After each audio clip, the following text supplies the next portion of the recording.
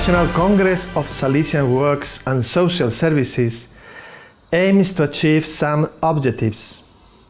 First of all, to reflect on the orientations of the Church, the congregation, and different social stakeholders in reference to the Salesians Youth Ministry that is developed in the works and social services of the different provinces.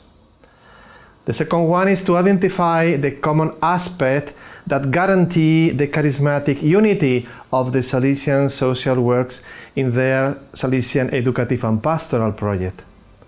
And the last one, to produce regional agreements to make visible the impact of social works in the congregation and in the different ecclesial and civil contexts.